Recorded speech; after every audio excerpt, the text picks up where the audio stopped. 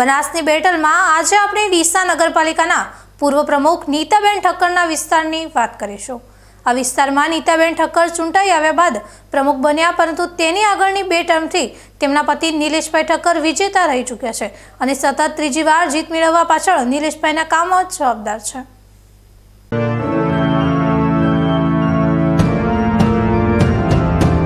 વાગી ચૂક્યા છે ચૂંટણીના પડઘમ। બનાસની ધરા પર ખેલાશે સત્તાનો ખેલ। ગામથી શહેર સુધી કોણ જીતશે જનતાનો વિશ્વાસ? કોના શિરે બંધાશે વિજય તિલક? ઉમેદવાર પસંદગીથી લઈને મતદાન સુધી જુઓ દરેક વિગત સૌથી પહેલા। બનાસની બેટલ માત્ર તમારી વિશ્વસનીય ચેનલ બીકે ન્યૂઝ ચેનલ પર।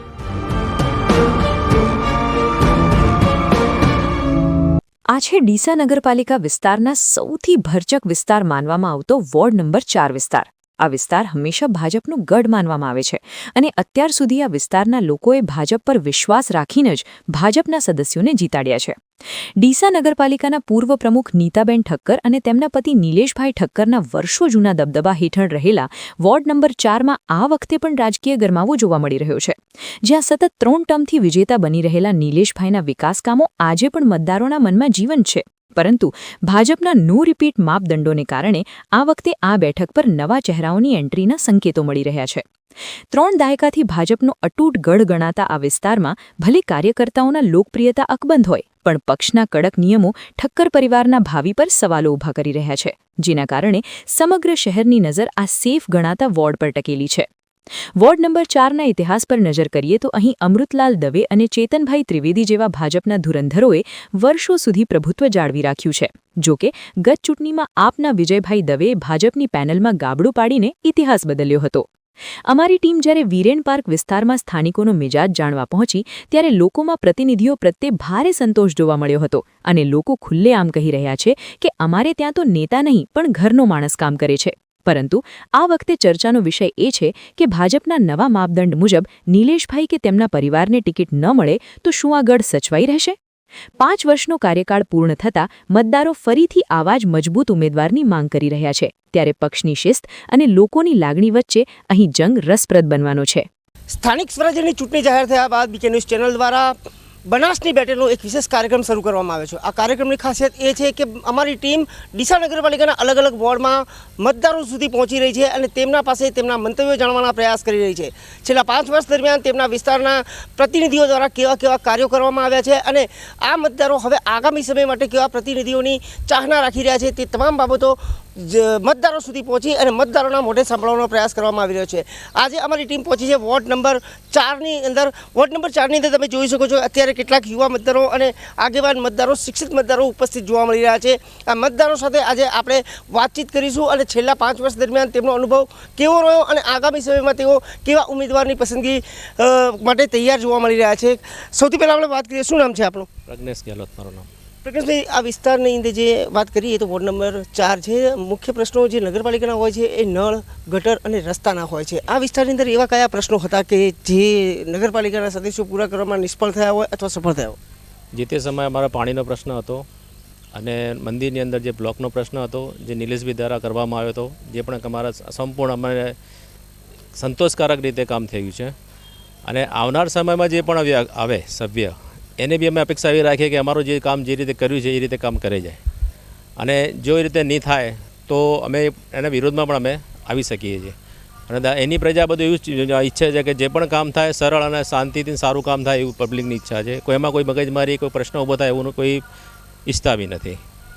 5 વર્ષ દરમિયાન જ્યારે અમે રિપોર્ટિંગ કરતા હોય છે, અલગ અલગ વિસ્તારોમાંથી લોકોની સમસ્યાના પ્રશ્નો આવતા હોય છે, આ એક જ એવો વોર્ડ છે કે જે આખા 5 વર્ષ દરમિયાન કોઈ સમસ્યાના કોલ નથી આવ્યા, તો શું આ વિસ્તારની અંદર તમામ સમસ્યાઓનો અંત આવી ગયો છે?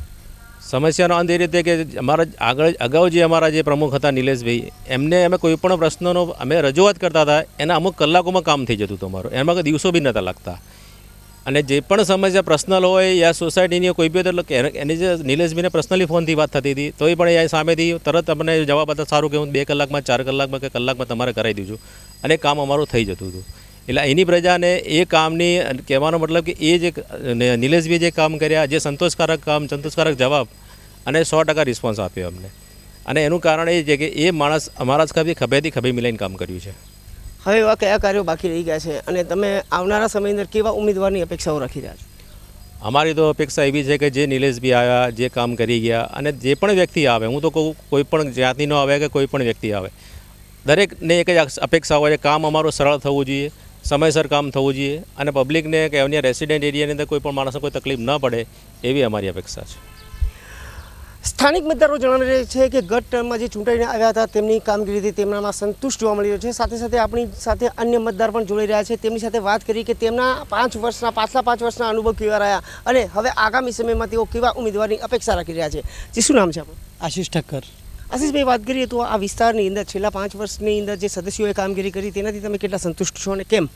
4 કોર્પોરેટરો સારા છે અને 5 વર્ષમાં અમને ખૂબ જ એમની જે ભૂમિકા છે સારી એવી અમને ભજવી છે, અને જે પણ પ્રશ્નો હોય અમે સત્વરે અમને ફોન કરીને તરત જ લોકો હાજર થતા હતા, અને સારા એવા રિસ્પોન્સના કારણે આગલી ટર્મમાં બી આપણે વિચારી શકાય કે જો એના કોર્પોરેટર હોય તો બી આપણે વિચારી શકાય. અને વિઝન એવું છે કે અમે જ્યારે બી અમને ફોન કરીએ કોઈ બી કામ માટે, ચાહે મંદિરનું કોઈ કામ, બ્લોકનું હોય, સોસાયટીનું પાણીનું હોય, ગટરનું હોય, કોઈ બી કાર્યની અંદર એ લોકો અમારી જોડે ખભેથી ખભો મિલાવીને અમારી જોડે જ હતા. ઇવન પાલિકા પ્રમુખ જે નિલેશભાઈ છે એ પણ અમારી સાથે હતા, અને એમનો બી અમને 24/7 રાત્રે બી ઇવન અમારી સોસાયટીમાં કોઈ કાર્ય હોય અને અમે કહીએ કે મોટા ભાઈ આ રીતનું પ્રશ્ન બને છે અને આ રીતનું તમારું કામ છે નગરપાલિકા વતી, તો પણ એ અમારી સાથે હતા. મોતી કાકા બી હાજર હતા, વિજયભાઈ બી જોડે હતા, પછી ચેતનભાઈ બી અમારી સાથે હતા, અને કોર્પોરેટરશ્રી 4 જે અમને ખૂબ જ એમનો સહયોગ અને સપોર્ટ મળ્યો છે. અને આવનારી ચૂંટણીમાં જે બી મતલબ આ ચૂંટણી આવી રહી છે એની અંદર બી જો જે બી કોર્પોરેટર ઉમેદવાર ભાજપ સરકાર એમને આપશે એ બી અમને માને છે, પણ સારા એવા કે જે કાર્ય કરી શકે. કેમ કે કોર્પોરેટર વસ્તુ એવી છે કે એ આવનારા સમયમાં અમારા જે વોર્ડ હોય એના સભ્યોની કે મતલબ જે પબ્લિક રહેતી હોય એની જે વાતો હોય એની માટે એ લોકોને એના પ્રશ્નો માટે ઉમેદવારી આપેલી હોય, અને સોસાયટીને સમજી શકે એવા જો ઉમેદવારો મળે તો એ વતી ભાજપ સરકારને પણ અપીલ છે કે સારા એવા ઉમેદવારો અમને સેટ કરી આપજો, તો કાલ ઉઠીને અમારા વોર્ડ નંબર 4ના સારા એવા પ્રશ્નો એ લોકો નિરાકરણ લાવી શકે છે. તમારી વાત પ્રમાણે તમે માત્ર માંગણી ભાજપ પાસે કરી રહ્યા છો. અન્ય પક્ષોની વાત કરવામાં આવે તો શું એવું ના કહી શકે કે આ ભાજપ પ્રેરિત વિસ્તાર છે અને અહીંયા ભાજપના સમર્થકો વધારે છે? તેમ છતાં ગત ટર્મની અંદરથી આમ આદમી પાર્ટીના એક ઉમેદવાર જીત્યા હતા, તો શું કહેશો તમે? આમ આદમી પાર્ટીનો પણ અમને સારો, વિજયભાઈનો પણ સારો સહયોગ મળ્યો છે, પણ ભાજપ સરકારનું કેવું છે કે મૂળ નગરપાલિકામાં જે ભાજપની સરકાર હતી એના આધારે પણ અમને સારા એવા રિસ્પોન્સ મળ્યા છે. અને એવું કોઈ પક્ષપાતથી અમને એવું નથી કે ભાજપ આવે, કોંગ્રેસ આવે કે આપ આવે, પણ જેમી ઉમેદવાર આવે એ અમારા સોસાયટીના પ્રશ્નોને લગતા ઝડપી નિવારણ લાવી શકે એના માટે જે બી પક્ષ આવે અમને તો બધા માન્ય જ હોય, પણ જે બી સોસાયટીનું સારું કાર્ય થવું જોઈએ.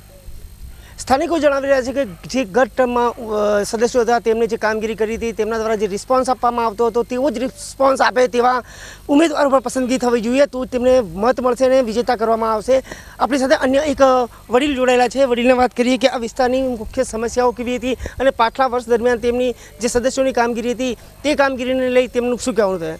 કાકા, તમારા જે વિસ્તારની વાત કરીએ તો તમારા પાછલા 5 વર્ષના વિસ્તારની અંદર જે સદસ્યો આવ્યા એમણે કેવી કામગીરી કરી? કામગીરી સારી કરી છે. કઈ રીતે? એમને બ્લોકોને ખવડાવ્યા, પાણીની વ્યવસ્થા ચાલુ કરી દીધી, બધી રીતે સારામાં સારી કામગીરી કરી છે. કોઈ સમસ્યાઓ બાકી રહી ગઈ? ના, હવે કોઈ સમસ્યા બાકી નથી. અમારા ખબર છે એ લોકો. આગામી સમયમાં તમે કેવા ઉમેદવારને પસંદ? જે સરસ કામ કરી શકે, નવા ચાલુ રહે એ રીતે અમે પસંદ કરી છે. તમારું શું કહેવાનું થાય? આવું નવું કામકાજ થતું રહે અમારા એરિયામાં, બરાબર, અને સારા એવા ઉમેદવારની જરૂર છે અમારે, બરાબર, અને જો આવું નવું આવતા રહે તો સારું રહેશે. શું કહેશો તમે?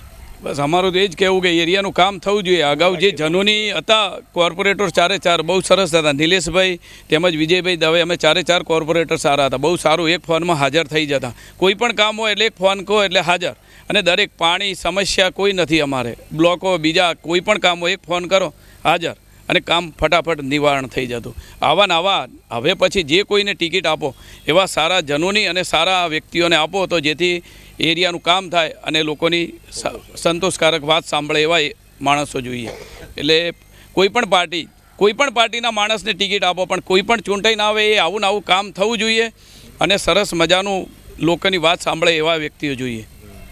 તો આ હતા વોર્ડ નંબર 4ના મતદારો કે જેમના કહેવા પરથી એક વાત તો સ્પષ્ટ થાય છે કે જે છેલ્લા 5 વર્ષ દરમિયાન અહીંથી જે ચૂંટાયેલા સદસ્યો હતા તે ભાજપના હોય કે આમ આદમી પાર્ટીના, તે 4 સદસ્યો દ્વારા સંતોષકારક કામગીરી કરવામાં આવી છે અને આગામી સમય માટે પણ જ્યારે નવા પ્રતિનિધિઓ આ વિસ્તારમાં ચૂંટાઈને આવવાના છે ત્યારે તેઓ માંગ રહ્યા છે કે જે ગત ટર્મમાં ચૂંટાઈને આવ્યા હતા તેવા સદસ્યો જો આવશે તો તેમને સહર્ષ સ્વીકારવામાં આવશે અને સાથે સાથે તેમને ચીમકી પણ આપી છે કે જો આ રીતે વિકાસના કાર્યો કરવામાં કોઈ ઊણા ઉતરશે તો તેમની સામે પણ કડક કાર્યવાહી અને આંદોલન ઉતારવાની ચીમકી આપવામાં આવી છે.